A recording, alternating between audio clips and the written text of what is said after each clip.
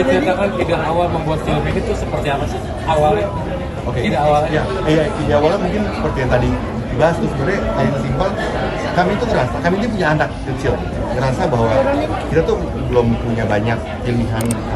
Kita bicara kisah anak kecil, literasi buat anak yang ngebangkitin apa ya, semangat petualangan. Atau saya tumbuh dengan Star Wars, tumbuh dengan Back to the Future, tumbuh dengan Tintin, komik. Jadi kita tuh masih kecil tuh kayak berasa menjadi orang dewasa itu tentang petualangan, menjelajah gitu kan.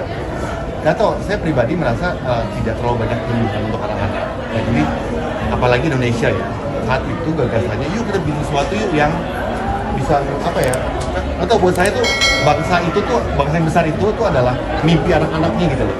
Kita tumbuh dengan perasaan kita bisa menaklukkan dunia dan lain-lain. Nah saat dewasa kan ada kepercayaan diri yang muncul. Nah awalnya ini itu sebenarnya lantas dan sesederhana ada anak kecil yang di Mars mimpin petualangan memberikan solusi untuk masalah di bumi, tapi yang dia pimpin tuh robot-robot dari bangsa lain lah. Setelah itu berkembang lah, ketemu Alim, dia seorang penulis Kanada, berkembang lagi, ketemu banyak orang, kita kembangin lagi ya, akhirnya jadi tuan di masa yang sekarang. Ngajak masukan kerjasama ini udah lama apa gimana sih dalam proyek ini? Ngajak masukan kerjasama udah lama apa emang baru-baru ini? Nah itu mungkin ini sama PFN, saya tuh punya semacam insiden bilang sekali. Saya tuh sudah PFN dari zaman mungkin 12 tahun lalu. Kenal dengan petinggi-petinggi PFN, saya lumayan membangun hubungan karena saya kan sering syuting. Nah tapi tiba-tiba jadi trio ini, ya, ini mungkin dia Dita ini menarik nih. Ya jadi ini mana ya atasnya? Oh ini. Pertama karena kita kerjasama udah belasan tahun, ya. Kita kerjasama udah belasan tahun dan ada saya bisa bilang ada tiga spark. Spark pertama kita bikin video klip Selalu Mengalah, singlenya rilis. Yang kedua kita bikin dokumenter judulnya Kemarin, yang waktu saya bermain kena tsunami dan alhamdulillah juga dapat nominasi MFI.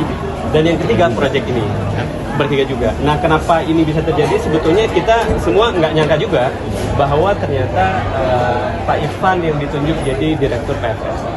Sebelum Pak Ivan pun direkturnya juga di Root PFN yang sebelumnya pun udah sempat ngobrol kerjasama untuk berbagai hal yang lain juga buat studio kita gitu. Nah ditambah dengan Pak Ivan yang duduk sebagai di Root PFN dan kemudian dia melihat project ini baik itu secara progres,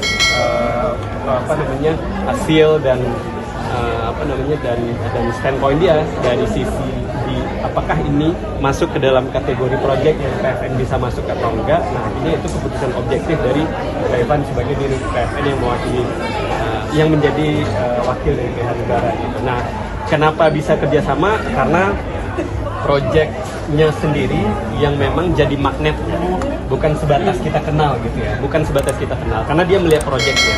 Karena saya tahu Pak Ivan juga seleranya juga high profile gitu ya. Jadi ini film pertama yang dia putuskan PFN harus masuk. Nah dari situ kita udah bisa ngeliat case-nya kayak apa. Mas kan udah lama kerja bareng ya Mas, gimana nih? Setelah tadi kan 2007 pernah kerja bareng, terus sekarang pertemuan lagi, ada perbedaan nggak ketika kerja bareng? Apa makin asik gitu? Makin tua aja. Ya dulu miskin ya. Enggak, tapi begini, sebenarnya dengan pengalaman kerja bareng yang sudah lama itu justru malah kalau menurut saya itu justru malah susah untuk melakukan kerjasama ulang. Karena apa? Karena kita semua sudah tahu kelebihan dan kekurangan masing-masing gitu.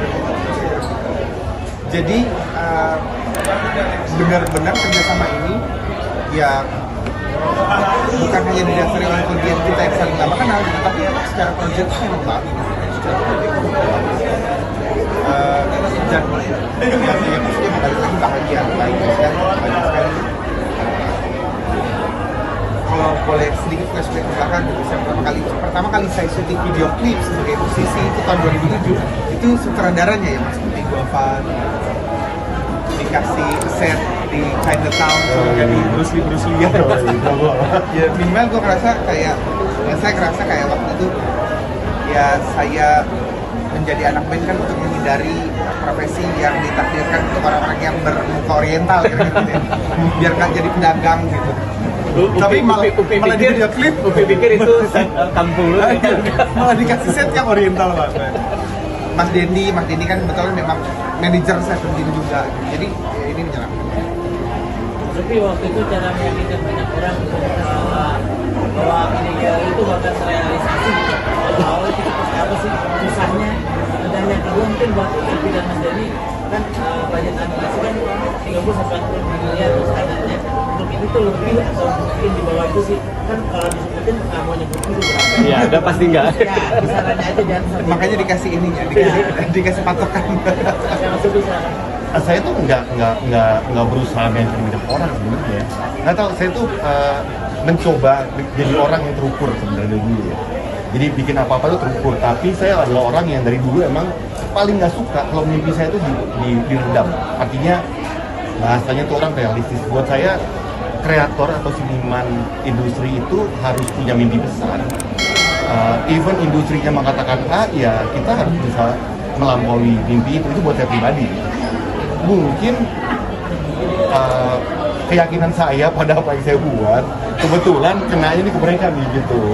Mungkin kayak Alim tadi juga saya baru tahu. Untung kalau dia baru ngomong tadi, kalau dia dari awal ngomong juga mungkin saya udah keburu minder gitu. Nggak, kalau buat saya ini masalah chemistry ya. Saya yakin, saya seorang kreator, seniman tuh seperti musisi mungkin mirip ya. Kita hanya butuh dikasih ruang berkarya. Jadi masalah faktor produk akhirnya itu bicara soal sejauh mana manajemen atau produser bisa ngasih kita ruang. Ini hanya itu aja kalau saya sih. Masalah budget, dia aja ngomong. Yang pasti ini jadi budget film terbesar yang pernah saya produksi. Saya juga nggak akan mention berapa angkanya. Jadi kita approach value sebuah project itu tentu pendekatannya kan banyak. Apakah sama atau enggak dengan animasi itu kan tergantung dari budget dari angka yang dikeluarkan atau dari hasil yang dilihat. Jadi kalau secara numbers, secara value ya mungkin akan berkisar begitu, secara value. Tapi tentu karena ini politik pertama, gimana caranya ini secara bisnis dia bisa sustainable. Nah kebetulan memang kita ada studio yang kita Dosdom itu desain karena apa yang dibahas, tapi ini akan kita set up untuk scalability. Jadi untuk momentum after ini project apa aja yang bisa kita kerjakan gitu. Jadi kalau dihitung secara berapa yang ininya jadi agak rumit secara ini. Jadi mungkin kita nggak mention angka. Di atas satu mungkin setara dengan normalnya. Ya ditebak aja kira-kira. Di atas mungkin mas apa yang jauh. Kan kita Kalau dari hasil di atas kayaknya. Berarti sejak awal memang sudah dirancang untuk IP ya? Insya Allah ya. Kita mau begitu karena kita ngelihat kalau saya punya anak 3, Upi punya anak 3. Jadi kita setiap datang ke bioskop itu tidak selalu ada film anak Indonesia. Jadi mungkin sekali 2 bulan, sekali 3 bulan, atau misalnya pilihannya Disney Pixar. Nah, kemudian saya lihat bahwa IP baik itu dari Korea, dari dari Amerika atau dari Jepang, itu kan mereka memang tumbuh bersama, generasi mereka itu tumbuh bersama IP mereka.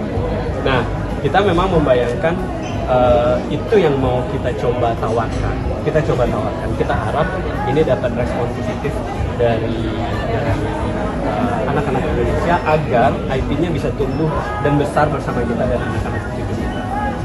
Kalau pertanyaan apakah dari awal udah ditargetin itu, saya rasa memang itu pasti mimpi semua orang. Intinya pasti begitu. Dan kenapa nggak ada yang buat sebelumnya? Mungkin secara investment scale pasti besar untuk market Indonesia, pasti tidak masuk akal masuk ke investment. Cuman dengan adanya teknologi yang udah dikembangkan, yang kita kembangkan, itu membuat itu jadi make sense secara investment. Jadi make sense. Jadi why not kita develop IP asli Indonesia untuk bisa tumbuh dan besar bersama kita. Kita bisa bilang ini 5 tahun, IP ini lahir di 5 tahun terakhir. Jadi lahir di usia anak-anak kita saat ini tumbuh. Jadi bukan IP lama tapi IP baru yang di-develop oleh IP yang mudah-mudahan nanti bisa tumbuh dan besar besar bersama kita anak-anak cucu kita gitu. Sama kayak misalnya teman-teman mungkin ada yang orang-orang Indonesia misalnya gue dulu terinspirasi nonton Star Wars, gue terinspirasi nonton ini, nah kita maunya mudah-mudahan ini menjadi film yang jadi inspirasi tersendiri buat generasi Indonesia berikutnya dan tumbuh dan besar. Mudah-mudahan bisa berguna. Tapi kan kalau dulu kan ada film New jadi ikonik di film. Mungkin apakah ini kedepannya mungkin akan seperti itu gitu? Jadi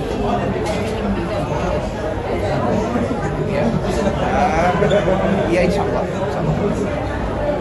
Salah satu yang menjadi salah satu IP yang dimiliki negara dan seluruh masyarakat Indonesia pun merasa memiliki salah satu kan yang kita miliki sekarang itu.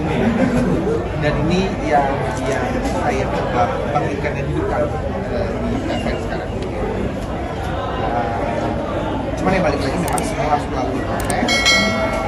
Yang pertama kali coba naikkan ada semua IP baru yang menjadi lagi di Mars. Next insya Allah kemarin juga kita sudah ngobrol sama mereka juga, sama Mas juga. Insya Allah next kita mau Unyil. kapan kalau boleh tahu? After this movie, pasti next year. Tapi bukan Unyil di Mars. Mas Bang, tapi lebih